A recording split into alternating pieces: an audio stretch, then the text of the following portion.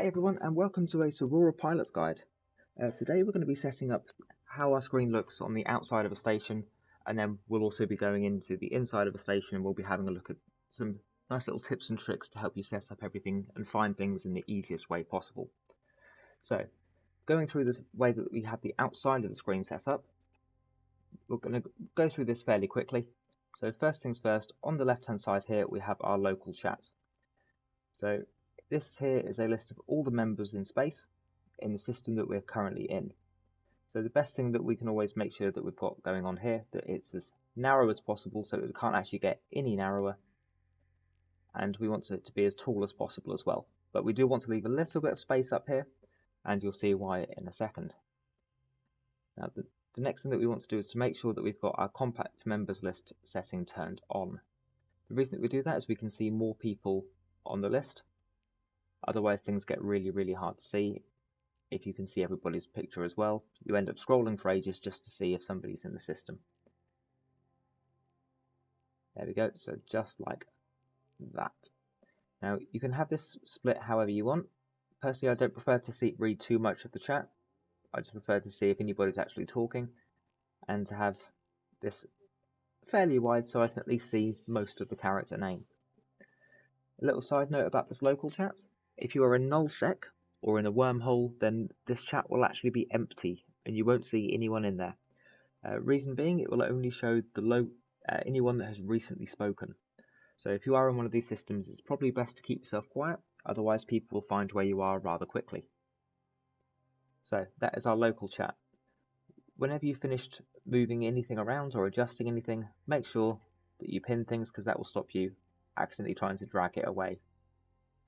Now up here, as you can see, the only thing that I have showing is the system information. Now this is where you'll also see things like the events going on, anything in particular that's going on in the system, or if you're doing things in low sec such as factional warfare, you'll have more options that will appear here. In that case, you may need to make your local chat a little bit smaller, but it depends entirely on what you're doing. Now I personally choose to have the autopilot hidden and the search New Eden hidden because they're pretty much pointless. However, if I do have an autopilot set, so for example, let's say that we're going to go to Jita. Now you'll see here, the autopilot is here if I want to hover over it, or if I want to click on it, I can see the next system in my routes. I don't want to see the rest of it because I can see how many jumps it is, and I can see the next system just there. You could also minimize it so that you can see just the next system. I prefer to have it open because at least that way I can see how many jumps I've got left to go. So that is that. Let's just make sure that I remove my autopilot because I don't particularly want to be going there for no reason. There we go. Next up is our chat rooms. Now it depends entirely on how many chats you've got. Personally, I like to have as few open as possible because otherwise things get in the way, you get distracted, and you're probably going to end up seeing a really big flashing explosion on your screen if you're not paying much attention. So on this side here, I tend to have my corporation and alliance chats, and then on the right hand side I tend to have any custom chats. Now that is entirely on how you want things to be done. That's entirely customizable. Now I always recommend having these across the bottom just like this, and again that compact members list turned on. Very useful. Next up we've got our drone bay. Now in order to make sure this is the right size, there is a little trick that you need to do. So let's move that out of the way. So this here, as you can see, is our drone bay. Now you want to take the corner and drag it, or the side, whichever one you want to do, the side, and drag it as thin as possible so it can't actually be expanded anymore. Next up, you want to take one of your drone sections, just expand it, just so you can see your drones. And then we want to shorten it until we can't see that no item at the very bottom. And then we can close it. Now the reason that we have it at that exact height is when you launch your drones, you will see all 5 at the perfect height, and you won't see anything else below it. That's the reason that we do that. Next up is our inventory. Now you can get an inventory open like this just by opening up the inventory screen. So you can either use Control C, you can right click on your ship, I believe, and open cargo hold, or you can go through the Neocom itself.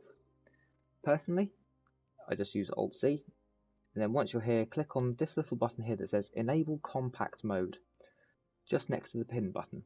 So we click that, and that just hides everything around the outside, but we can still see our meters cubed at the top here, so this blue bar represents how full it is. And then we want it to be about the width of 3 items, plus a little bit more.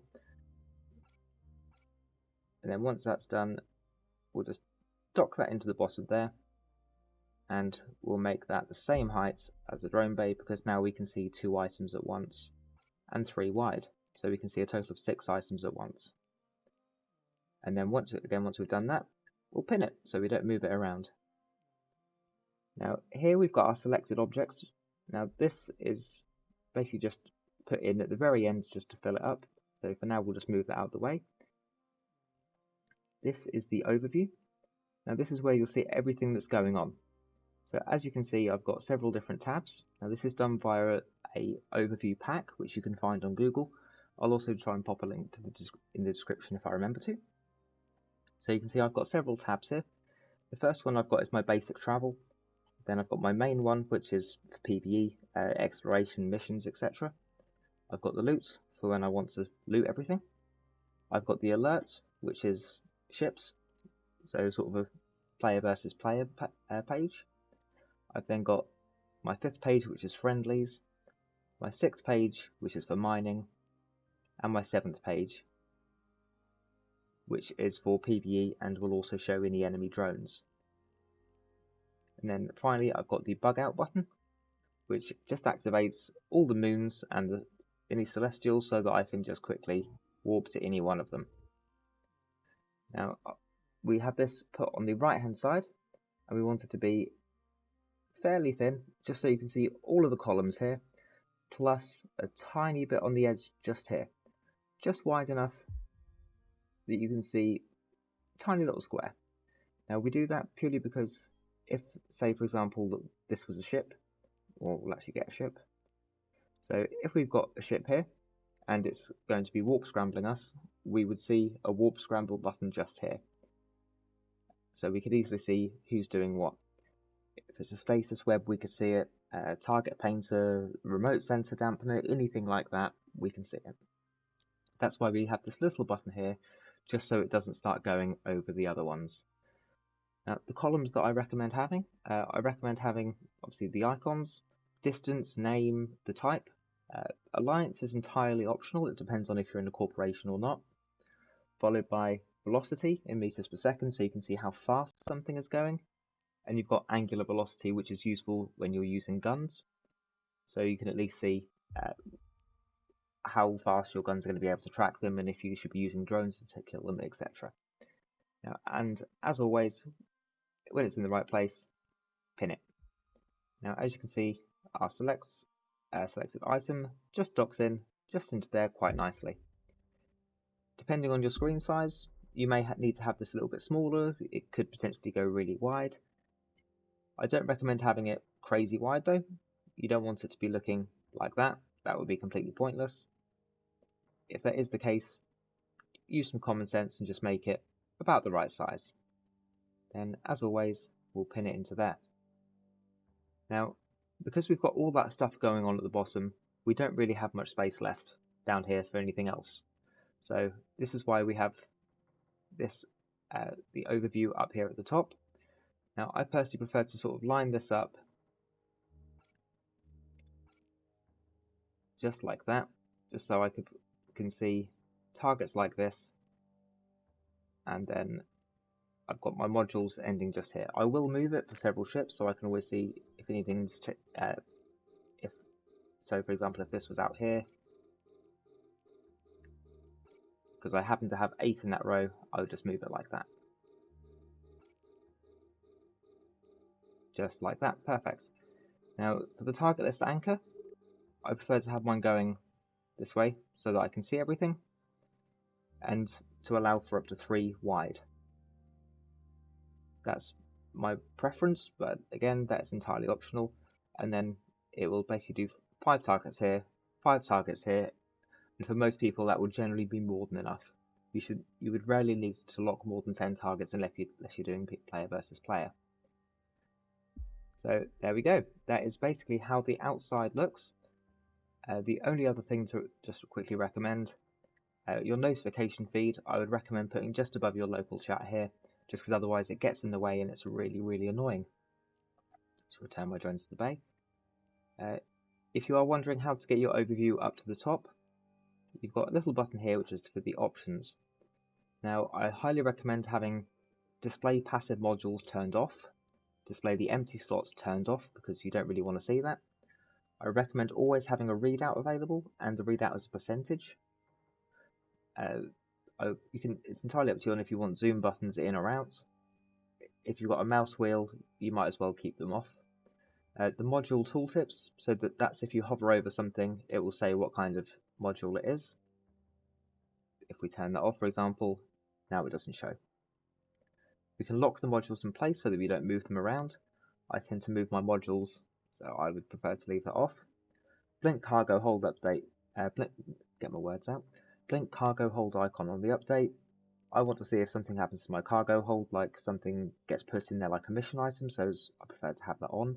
Lock the overload state. I recommend leaving off. You don't particularly want to be turning that on because then you won't be able to overheat in emergencies. And finally, the HUD align to top. This is where you move it from the bottom as it originally starts to the top up here. And finally, for the messages, I just put them smack bang in the middle, but they are entirely up to you where you put them. So that is the outside of the overview. One last thing, as you can see, the ship that I'm currently flying is not in the center of the screen. Because I've got all this going on the left hand side in the bottom left hand corner, I want to make sure that everything, regarding that I want to see that makes the game really pretty and the graphics, I wanted to shift it slightly to the right just so I've got a bit more space there to see it. Now you can do this in the escape menu. So here you can see the camera settings, so just in the background there you can see my ship flying from side to side. I prefer to have it at right 20%, but right 10% or even 30% can potentially work. Again, that does depend entirely on your settings. There we go.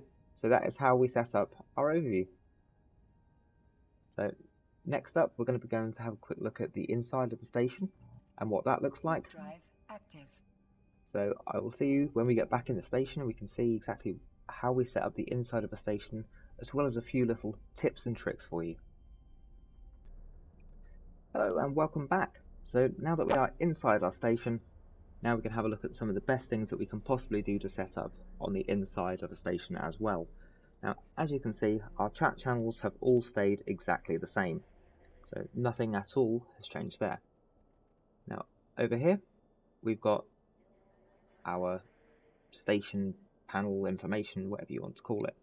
So personally, I prefer to have this as small as possible on the right hand side so that we can spin our ship round in a circle, which, as I'm sure many people will have heard, is called ship spinning, and a lot of people do it all the time, myself included, because we're just wondering what should we do. I know, I'll just spin the ship in a circle.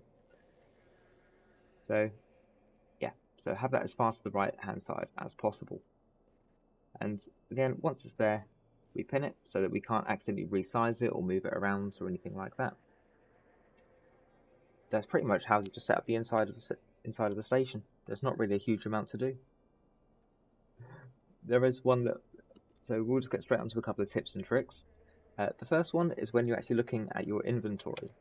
So this here, as you can see, is my inventory. So let's just pop it like that. Now, as you can see, I've got my active ship up the top here. I've got my ship hangar and my items list. Now, as you may notice, I generally tend to have it in list form. However, you can also do it in icons form, whatever you prefer to have. So when we're looking at the items list, my first trick for you is to use these things, use cargo containers. They're called station warehouse containers. Now, these are the expensive ones, so if we go to the market, you can see them here. So they are about 2 million ISK each. However, there is some smaller ones which you can always find just by literally just typing in station. So you've got the station container, which is the small ones. So if we open up this one, you can see that it's got a capacity of 1 million meters cubed. That is still a lot of space. Then we've got the station vault, which is 10,000 meters cubed, 10 million meters cubed, absolutely massive. And then finally we've got the station warehouse container, which is the ones that I prefer to use, which are 100,000 meters cubed. Now, the reason I prefer to go for the bigger ones is just to make sure that I've got enough space and I'm never going to run out. So as you can see, everything is organized with a number, a point, and then the name of what's actually in there. So we have this is a personal preference on the numbering system. However, you can do it whatever way you want. I do recommend using numbers just because that forces everything to be sorted. So 1-1, I've got ammunition. Then inside there, I literally just have all of my ammunition, which should be stacked. There we go. So you can see all of the ammunition I've got. If we go into drones, that is purely drones. I am really bad at stacking, apparently. There we go.